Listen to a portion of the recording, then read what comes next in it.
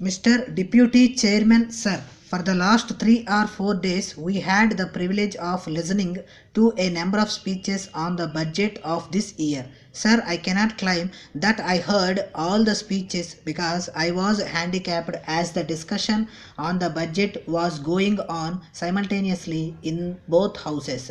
Therefore, I had to satisfy myself with listening to some speeches here and going through the speeches of some other members as far as I could do that.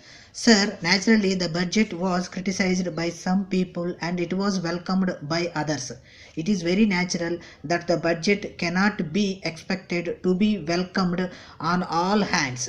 But even then, I can say that this year's budget escaped much of the severe criticism that was expected.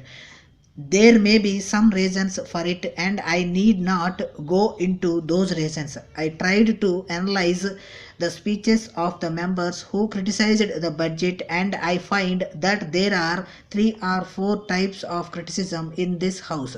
One type of criticism is a condemnation of all the policies of the government. Naturally, they have condemned the budget as such. According to them, all the policies of the government of India are wrongly conceived, wrongly implemented, and so on and so forth. There is the other type of criticism where the government has been criticized for lack of policies. So one group is saying that there are no policies at all, and the other is saying that we have got policies but not good policies. Of course, members from this side of the house welcomed the budget, saw the good points of the budget, and at the same time they also had some criticism to offer. This is very rightly so because I also cannot claim that everything in the budget is something that should be praised. Not because the budget is faulty, but because the situation in which we are drawing up the budget has some difficult aspects. I will now try to deal with the different groups of criticism and try to show what the major good points are in the budget. Sir, during the last 4 years, we are dealing with a peculiar economic situation in this country. It is being dealt with by the finance minister according to the philosophy in which he believes. The philosophy is that we have to see that we do not lose sight of our important economic and social objectives. Our objective is the objective of socialism, elimination of inequality, and giving social justice to the vast masses of the people through economic progress and through economic growth.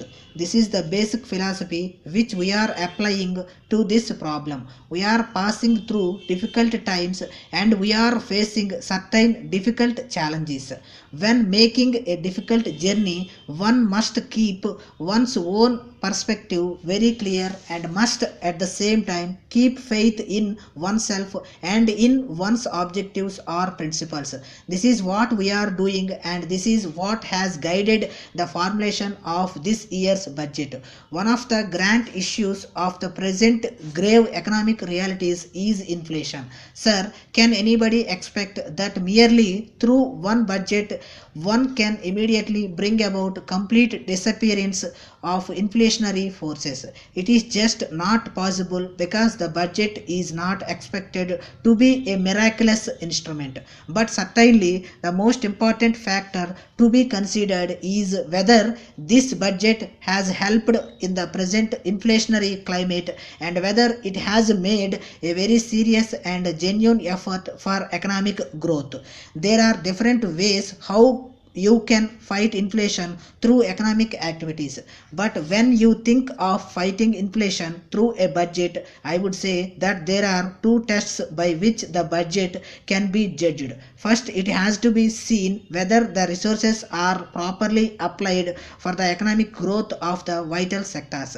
In this budget, despite all the inflationary forces, despite all the deficit financing that we had, and despite all the difficulties of rising raising the resources through taxation, we have made an effort to make more provisions for the growth of important sectors like coal, steel, chemicals, and transport. It is only through making efforts for the strength and growth of the economy that we can fight inflation successfully, and therefore I claim that this budget is in that sense an anti-inflationary budget. Now coming to the other test, I can say that the tax efforts that are made in this budget are non-inflationary in character. I have made tax efforts through indirect taxation and I have given some relief in direct taxation. These are the two major areas of tax efforts.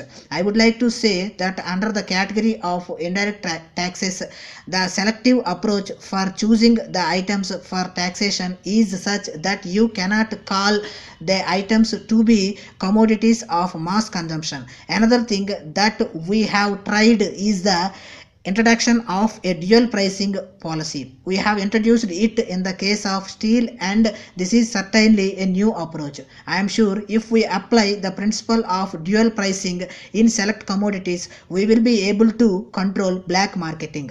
Now some members made a mention that there is no reference to black money anywhere in the budget speech. It is true that those words as such are not used in the speech, but the problem has not been lost sight of and it is being carefully watched. There is no doubt that black money is created by evasion of taxes, and I do not think there are any two views about it.